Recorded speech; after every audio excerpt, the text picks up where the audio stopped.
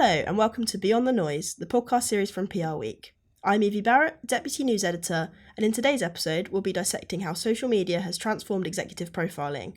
Thought leadership has been a buzzword for around a decade, but we're now seeing CEOs expected to communicate with even more depth and personality, largely thanks to the rise of LinkedIn. Joining me to delve into LinkedIn leadership tactics are two experts in the field. We've got Jordan Greenaway, founder and chief executive of thought leadership PR agency Profile, and Katy Bloomfield, managing partner of PR at B2B comms agency Definition. Welcome both. Lovely to be chatting with you today. Thank you very much. Thank you for inviting me. Yeah, thank you. Great to see you. So, with CEOs in the spotlight now more than ever, viral moments are becoming somewhat of an occupational hazard. As we saw recently with the clip of the McDonald's CEO tasting their new Big Arch burger, attention doesn't always come for the intended reasons. If you haven't seen that video, it features McDonald's boss Chris Kempczinski awkwardly holding the burger, referring to it as a, quote, product, and taking what can only be described as a very dainty bite. The internet was quick to comment on this, with one person calling the clip the opposite of genuine and authentic. It's a clear example of what happens when traditional corporate comms collides with the expectations of social media. So I wanted to pose this to both of you. Given the way it all played out and the attention it got, did the clip end up being a PR fail, or was it accidentally genius? So, first of all, I think it's unfair to say it was inauthentic. He's clearly quite a, maybe not anxious, but awkward individual. And if he comes across as a little bit awkward on camera, I think that's probably authentic. So, number one, I think actually it was quite authentic. It wasn't contrived or didn't feel contrived to me. And I think if we're asking CEOs to go on camera and do crazy things and be more outspoken, then I think probably we should be a little bit more forgiving when they don't come across as completely natural, because that's just what they're like. What did I think at the end of it? I think definitely it was a big win for McDonald's.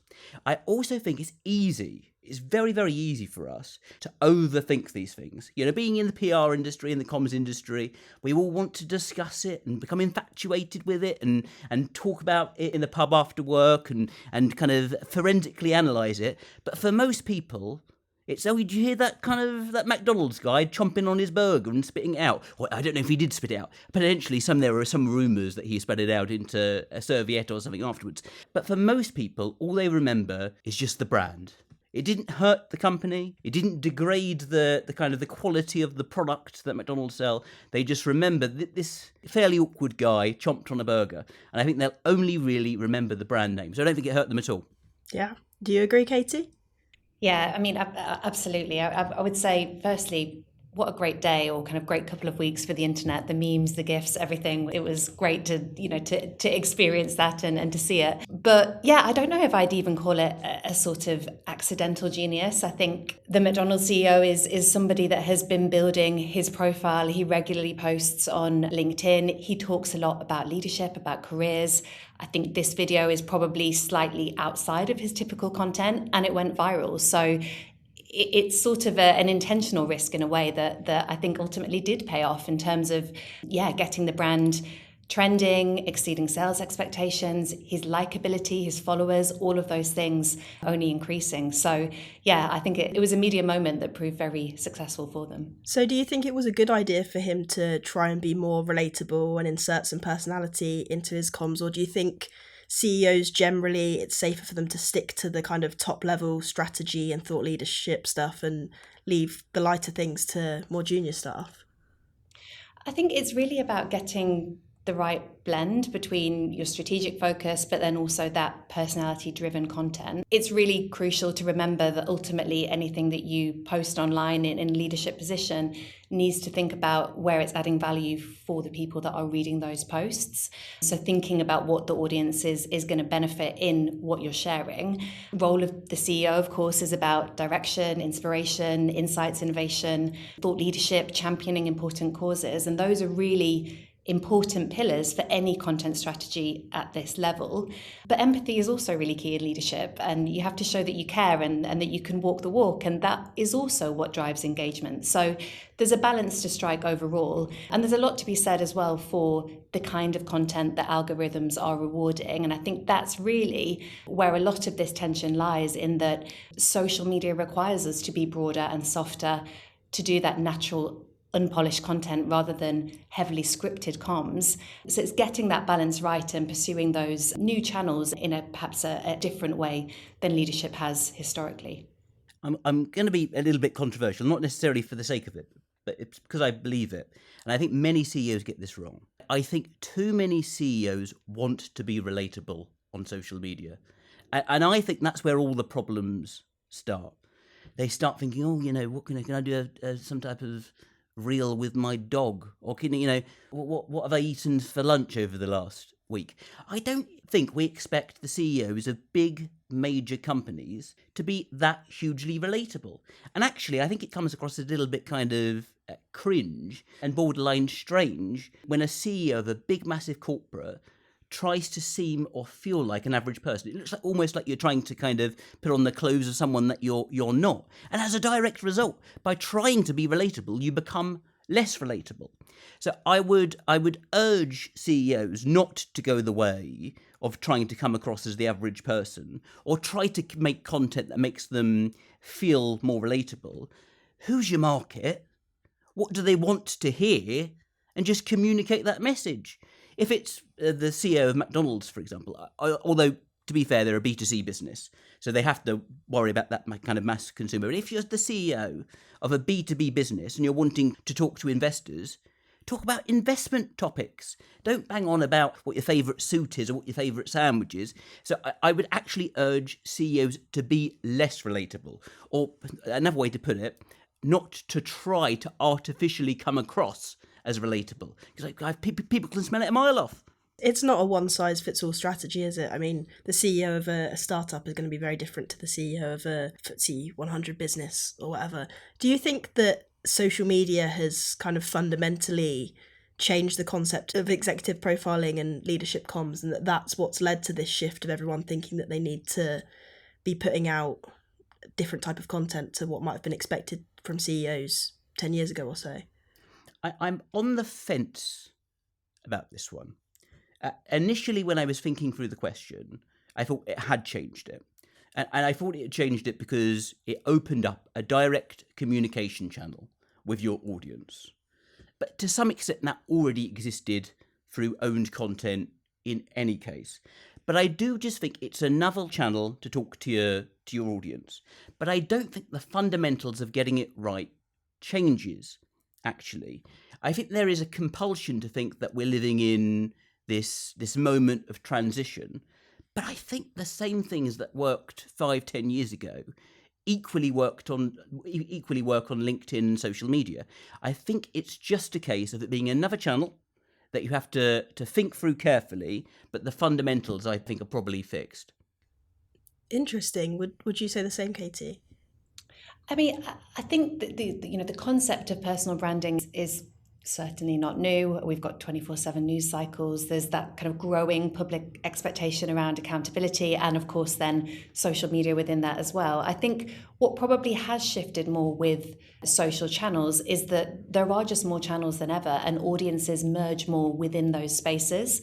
So if we take something like LinkedIn just as an example, what you're posting on LinkedIn or videos that you record for LinkedIn will be watched by your team, they'll be watched by your peers, your investors, your customers. And perhaps, once upon a time, you would have crafted tailored messaging for each of those distinct audiences and had a very kind of direct channel that you would target that communication through. Now it has merged and it's become a bit more kind of convoluted. And I think there is something to be said for the way that social media humanizes leadership, in the way that it humanizes celebrities, influencers. It makes people feel like they are closer to the person that's posting the content, which is why it's really valuable for establishing trust. There's a lot of evidence that would point to buyers trusting companies where the CEO is visible and is active. And there's also a lot to be said around that kind of human content and how powerful that is in the age of AI slop. But there's also watch outs within that. So we know that algorithms reward content that's provocative, and I think it is important to then make that distinction again, that it isn't necessarily about being outrageous, but it is about having a strong opinion and being willing to try different formats like video to really reap the rewards of it. I think there are also risks to not having a personal brand online. So if you're not actively managing a profile, AI summaries will create that construct without you.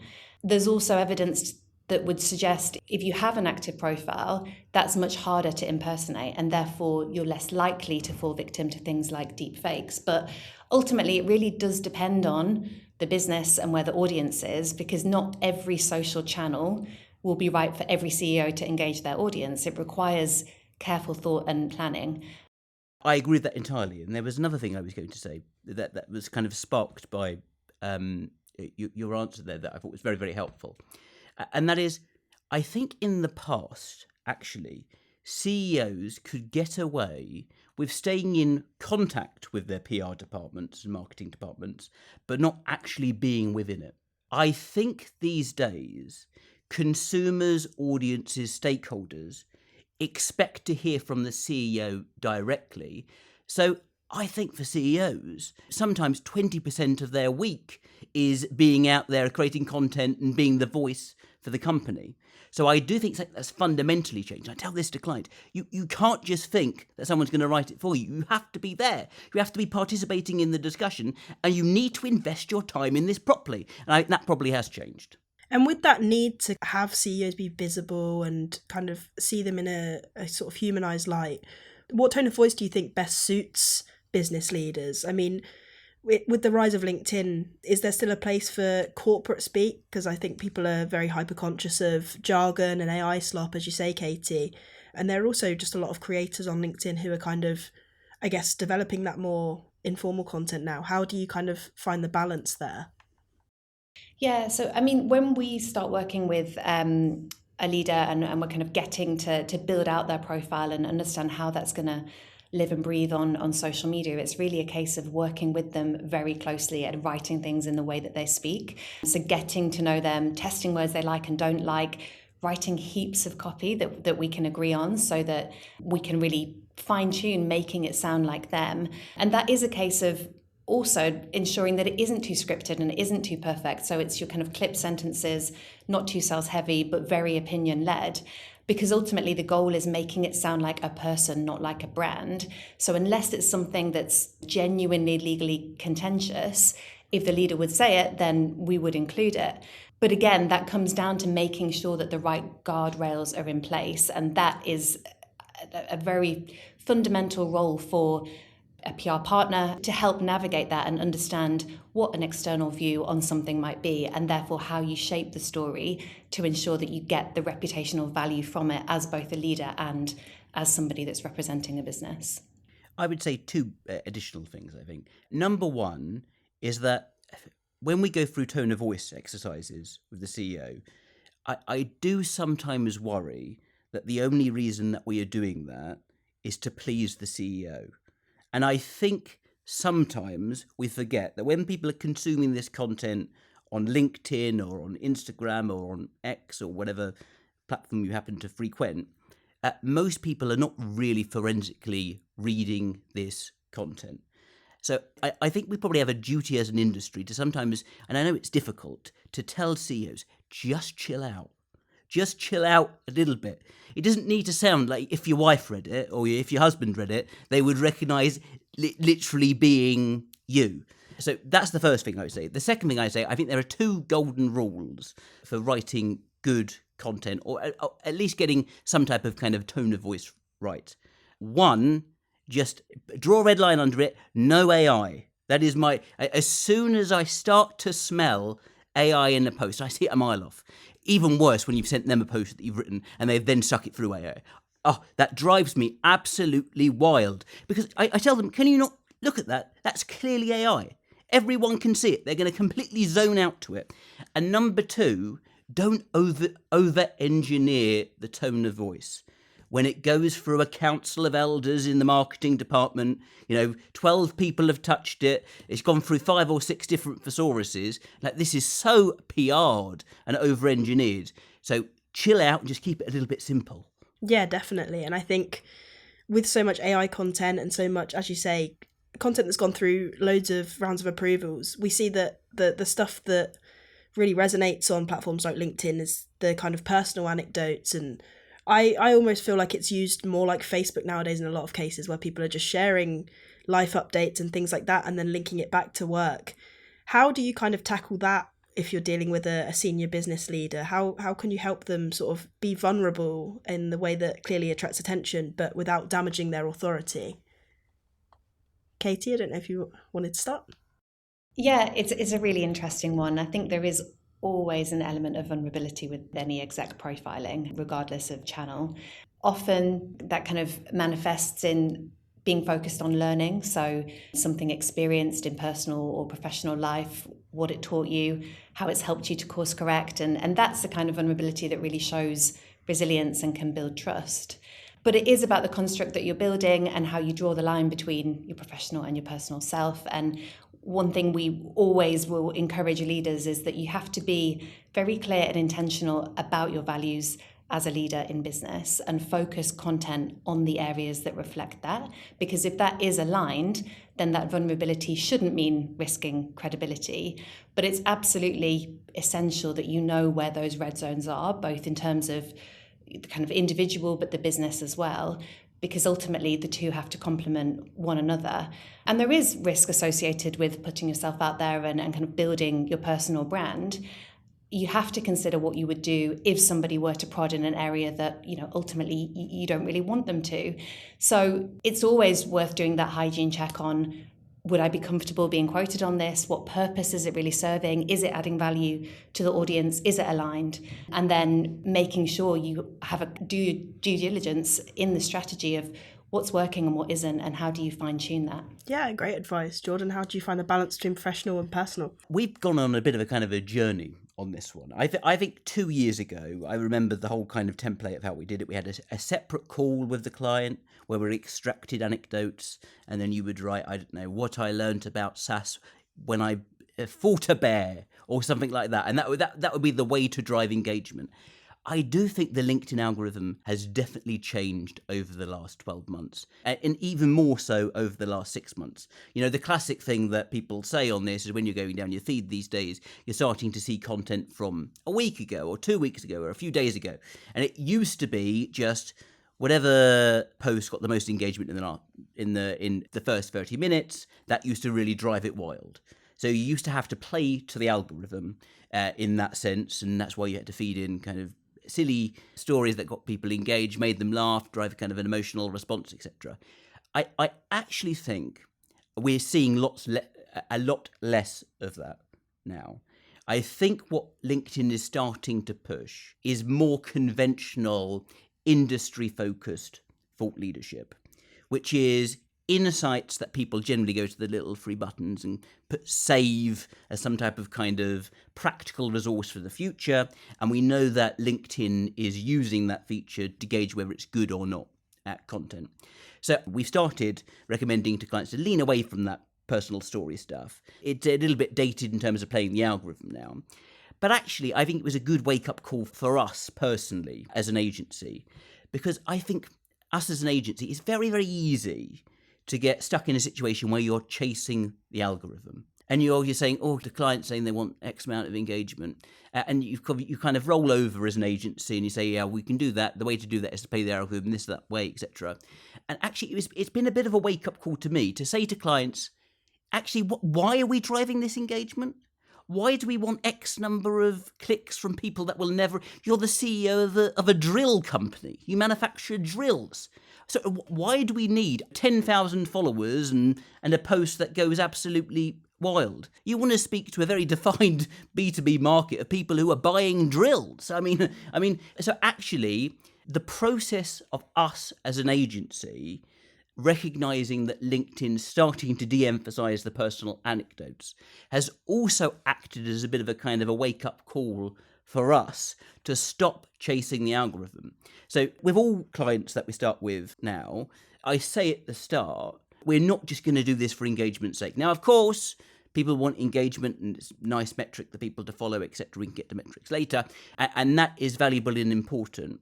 But actually, let's not chase the algorithm. Let's chase what your audience wants.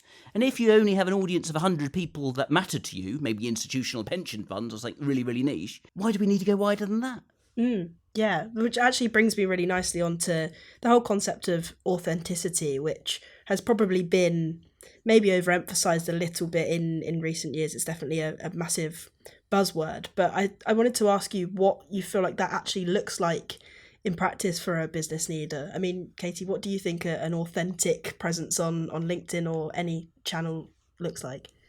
Yeah, I mean, I think firstly, just to say it's really important to make that distinction that CEOs are not influencers, and their currency is all about trust and credibility, and there is a line between personal brand and corporate reputation, and we've sort of touched on it a little bit already, but there is an element of performativity that goes along with a leadership role and posting on social, but that really can't overtake the vision, because that's when a person does risk looking like they're fake and they're doing it for the wrong reasons.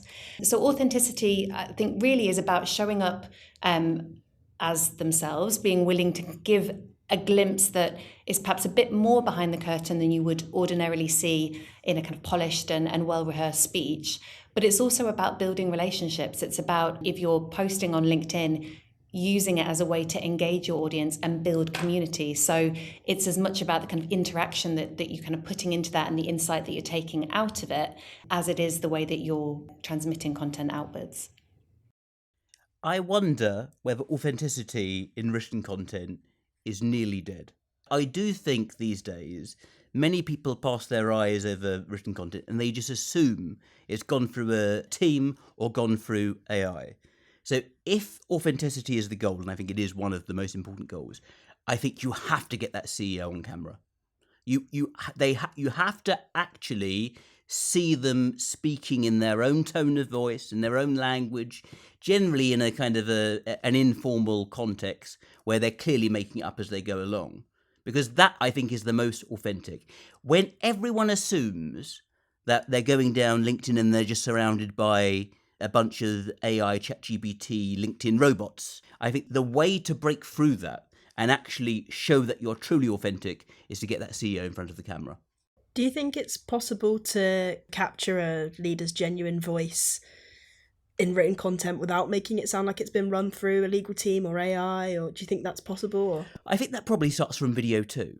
So what we've increasingly lent into is, when we create video content for a client, starting to use literally the stuff that they've said in those video clips and turning those into posts in a way that they've actually phrased it.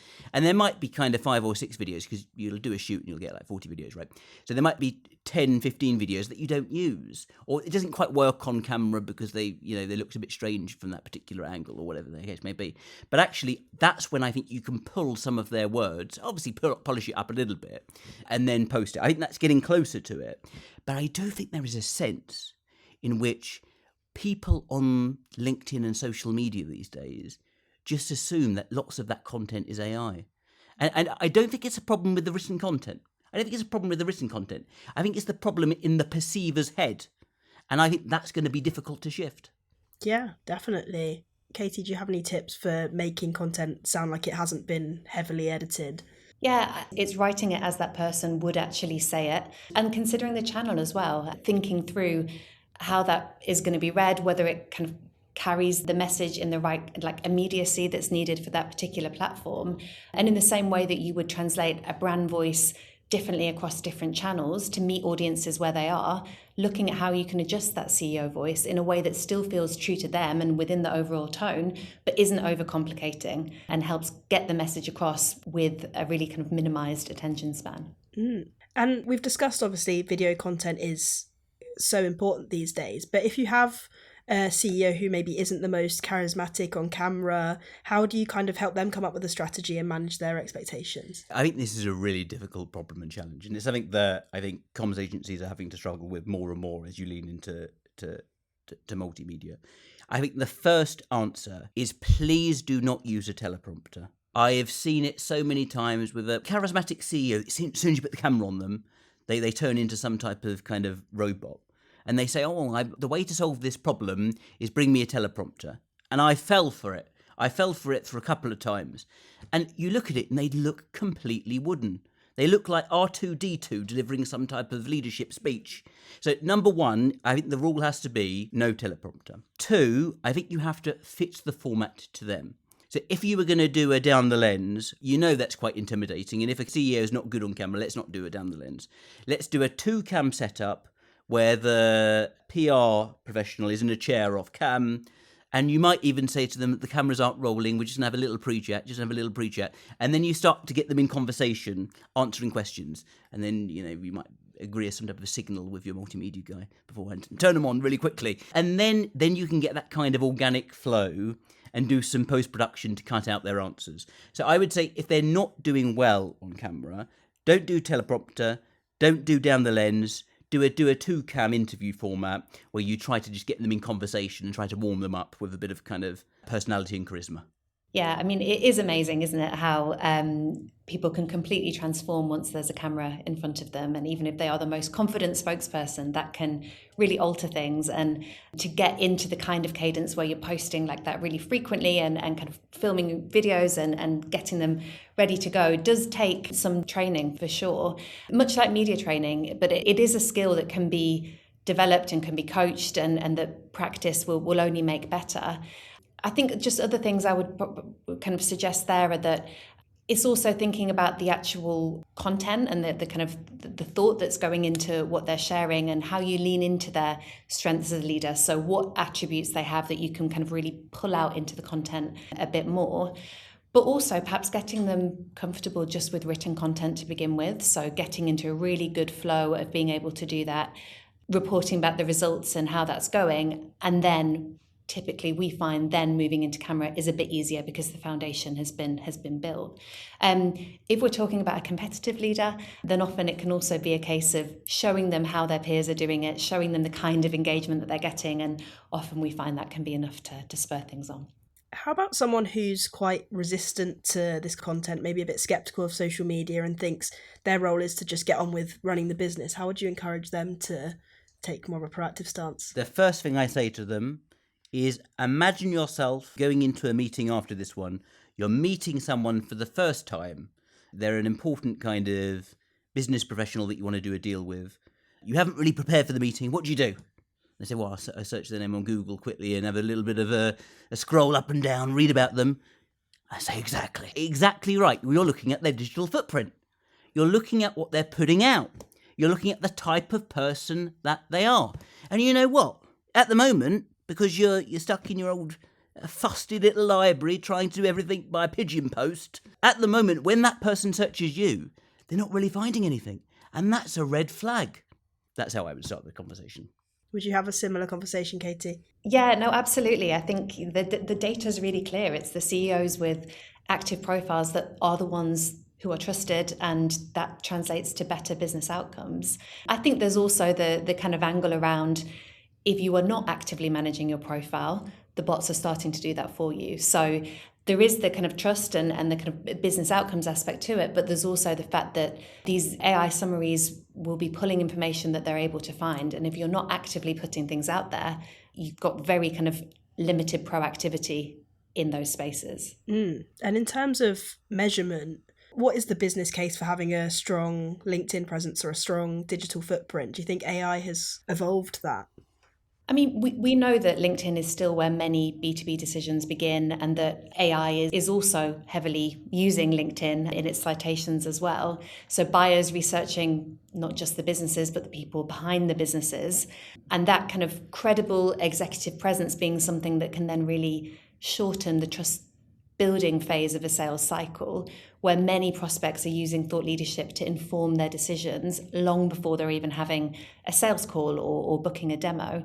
And then there's also the additional benefits of things like more inbound opportunities, partnerships, speaking invitations, media inquiries, all of which increases significantly when you have that consistent and quality visibility across your profiles. Somewhat controversial, but I just don't think LinkedIn drives leads. I think it's very easy, now we're moving into this fast-moving kind of social media world, for PR to accidentally pretend that we're driving marketing leads. And I just see it all the time from these cringe kind of LinkedIn focused agencies, that they're selling themselves entirely 100% on if you start posting, you will generate a huge number of inbound opportunities. Never seen it once. Never has it, for us as an agency, for any of our clients, delivered any real proper inbound lead. You might get inbounds, but generally they're from people you don't want to talk to. No. Anyone and everyone can message me, of course. But what I would say is I think we really need to focus the discussion in terms of measurement on spanning that trust gap between you and your most important audiences. And it's easy when we're trying to chase retainers and when we're trying to chase budgets that are getting smaller and smaller and smaller, and generally trying to chase those budgets when they're falling within the marketing department, to try to accidentally sell this type of support as generating inbound interest and leads. I think we need to resist the temptation to push that type of messaging, but maybe I'm doing it wrong, but I've never seen it work. For me, it's all about satisfying the interest of an audience that already knows about you, is searching for you, and then finds the content.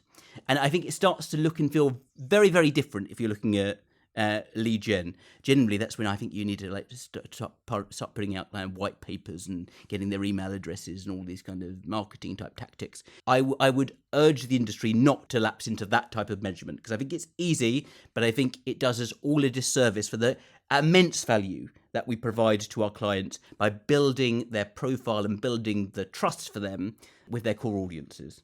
Interesting. Yeah, I think some people in the PR industry might have something to say about that, but yeah, I guess it is difficult to know the value of that LinkedIn visibility in practical terms. In terms of, we haven't really touched on internal comms. How do you think that fits into the kind of picture of executive leadership, and what's the role of that nowadays? So I think one thing that we really believe at Definition is that the inside matters just as much as the outside. But I do think it's very fair to say that where internal comms previously was a largely separate discipline, the lines have become very blurred. And the kind of your internal, external audiences are crossing over more than ever before. So again, thinking about something like LinkedIn, your employees are going to be reading social posts as well as reading internal emails. So the need for your timing, your messaging to all connect properly and make sure that's kind of all really well managed is more important than ever. And employee advocacy also being a real goal for your LinkedIn strategy. So making sure that you're seeing your people as amplifiers so that when they're engaging with content, it's extending the reach much further. I actually think that internal audience is probably one of the biggest audience when it comes to LinkedIn. They're the audience that's going to drive your engagement as well, actually. And they are the audience that's going to be actually consuming your content much more forensically. The stakeholder, the investor, the potential client, etc., they're just going to see the face and move on. But that internal audience, if you added up the amount of time that all those various different people had taken to read your post and your content, I wouldn't be surprised in terms of time invested if 90% of the time is that internal audience. And I just don't think that actually feeds into the strategy as much as it probably should. And I don't think we probably sell the advantage of that to clients, I speak as an agency myself, as much as we probably should. Because actually, it's quite interesting. We had a client the other week who was talking about the LinkedIn activity we've been doing for them, and they said, "Oh, I went into that meeting with that internal stakeholder, and they said that and that and that, and they said, oh, actually, it's getting out internally." And as a department, they'd felt unloved in the business, and all of a sudden, other people in the business are starting to hear about what they do as well. And so I think that internal audience is very important, and equally, not only the current internal audience, but that kind of potential talent pipeline as well, because when you're kind of looking at a new job, the first thing you do is, stalk that CEO, see what they're like. And I definitely think you need to be satisfying that audience and sending the right message to them. And I think personally, as an agency myself, I don't do enough time thinking about that. And I probably think we should more. Yeah, from conversations I've had with PR agencies, I guess employer branding is so important nowadays, especially with so many agencies out there kind of standing out and showing current and prospective employees what you stand for is a really important part of the mix, which can't be forgotten. Yeah, no, absolutely. I mean, that's feedback that we've had directly as well, where new starters have kind of commented on that and said that was very helpful as part of the application process, getting a real feel for what the agency would be like. So yeah, I agree. I don't think it can be underestimated. So putting your own clients aside for a moment, I thought it'd be interesting to hear about any CEOs who you think have kind of really nailed their social media presence recently. So I wonder if mine might be a bit of an obvious choice, but I think it's hard to not consider that question without thinking about someone like Steve Bartlett, because he's been able to really use his values, his vulnerabilities. He gives a lot of sometimes quite radical honesty, but also inside expertise. He leverages his network, and he's done that to build both a personal and a business platform that ultimately is really proof of his concept. It's proof of, he's kind of taking his own medicine. So I think that's, I think that's one that I thought was appropriate to mention. And I'll go in a slightly different direction. I was thinking about this in advance, and I've got a number of different kind of criteria to break down what I thought I was looking for. And I ended up going for Charles Woodburn at BAE Systems. Now, why? Number one, he posts kind of weekly-ish. Some of those CEOs who post like daily or every other day, I think they're saturating their market. Right? Weekly-ish is right, and he gets that right. Second, all of his posts are visual. All of his posts are visual. It's him at, in NATO or this or that or this warehouse, etc. They're all very visual, and he's kind of captured that, and there's videos in there as well. Thirdly, they're not just kind of factual updates. They're quite opinion-led. He's taking an opinion on the way that the industry is going, what geopolitics means. That's a discussion that, of course, he has to be in. And also, to go back to what I said earlier, there wasn't really much of that kind of personal story stuff. And I thought, actually, rather than the personal story stuff, he was just creating content that was very, very relevant to his target audience, which is probably government decision makers, other peers in the defence sector, etc. So I just thought he had ticked the boxes of weekly cadence, visual, opinion-led, but also content that was very relevant to his audience, rather than just speaking to the mass market at large. Yeah, I think that's a really great checklist. One post which stood out to me, which I saw this week actually, which I thought was great, was the CEO of the beer brand Jubel, Jesse Wilson, posted about Aldi essentially creating its own fruit lager that looked suspiciously similar, and he just posted a picture of the two cans side by side and wrote "Welcome to the world of fruit lager, Aldi UK," which I think is so simple, but it's the kind of thing that you see it and you're gonna like it because it's sort of relatable, but not necessarily trying to push anything on the audience. Kind of sticks in your mind. So given everything that we've discussed, I wondered what each of your golden rules would be for a CEO, something they should consider every time that they're about to hit publish on a post on LinkedIn. Katy, starting with you. So yeah, I think it's just asking, what is the purpose of this content? And if that purpose is clear, if you've considered the audience, if that's aligned, if it feels authentic, hit the button. Nice. Number one would be keep it relevant. You have a very specific audience that you want to target. Keep it relevant to that audience. And it's taken a while for me to get to this point, but the final point is, don't play the algorithm. If you want to target an audience, just boost it. Just put some money behind it. We have a problem as an agency when you say, let's try and make it organically work. If the CEO has important to say, but it isn't compliant with the algorithm, or it's never going to go viral because it's about tin pots or drills, just put some paid money behind it. So keep it relevant and boost it to your audience. Great. I mean, we could probably discuss LinkedIn for a very long time, but we'll have to leave it there for now. I just want to say a huge thank you to Katy and Jordan for such a brilliant conversation.